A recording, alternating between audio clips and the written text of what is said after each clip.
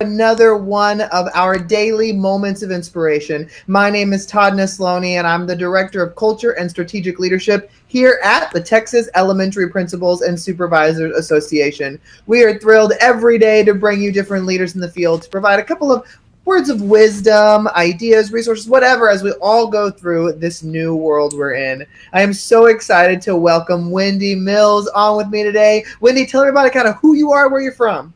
Well, hello, Mr. Todd and TEPSA.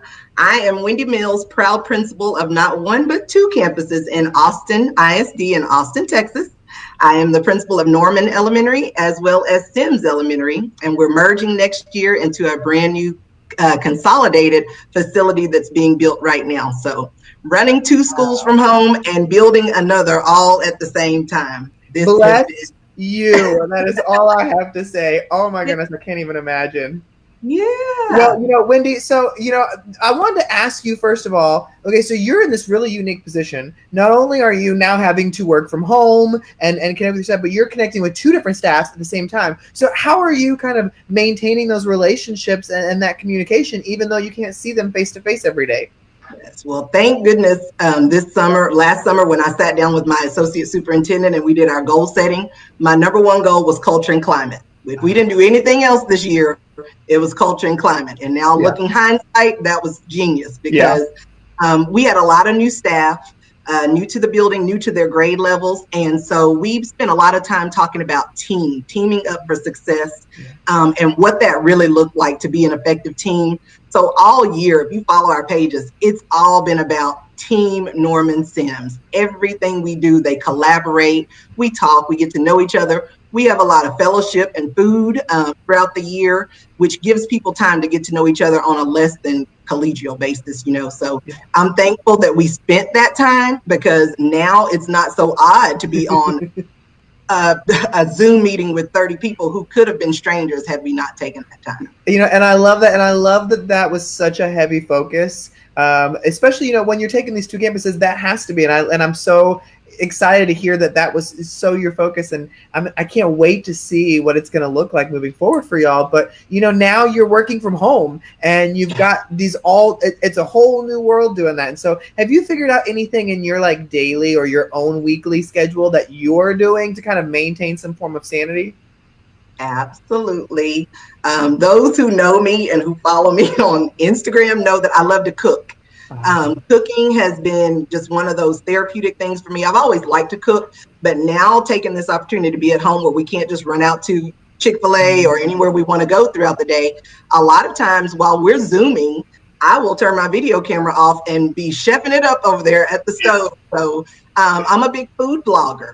If you look at Uptown Eats on Instagram, that's what I do. I'm the principal who likes to cook and eat. So it's been nice being at home and making breakfast, lunch, and dinner. The other thing that I do is I skate.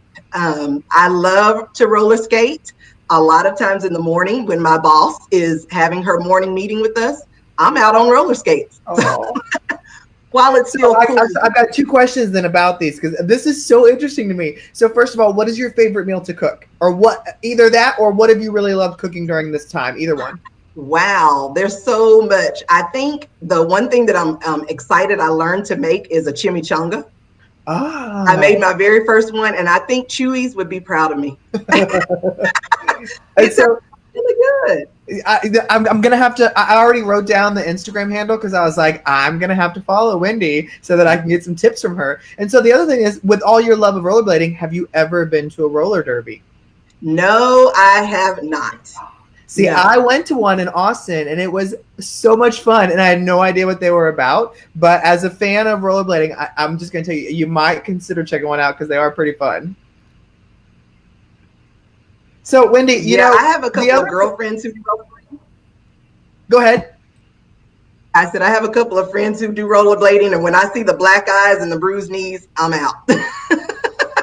Oh, no, I wouldn't participate. I just went to watch. I mean, that's the difference. Yeah. But, you know, during these times, there's so much good happening as well. And so when you think about, you know, locally or things you've seen about on the news, what is something good that you've seen recently?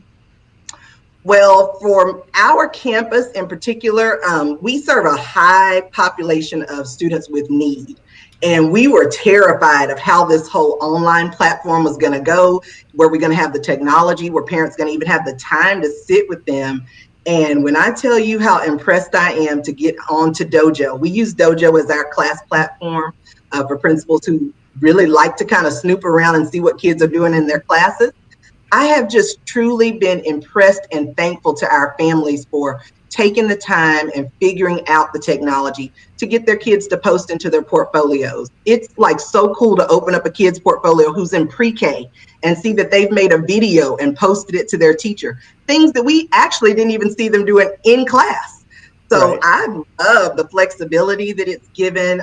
Even though we have to do a lot of hand holding and supporting parents, they know we're just a phone call away. But just the stick to itness that I've seen from our teachers and our parents, I just can't say enough about that. And I love seeing that kind of stuff so much as well because, there are some kids who have really come out of their shell Yeah. during this time and are doing stuff that you were like, wow, I never knew that you would jump into this. And so that's been kind of neat to watch. Well, Wendy, we've had a lot of parents who've been joining these conversations as well. So if a parent was watching today, what advice would you have for them as they go through these times? I think be patient. This is hard for all of us. Nobody has all the answers. Do not be afraid to reach out for help.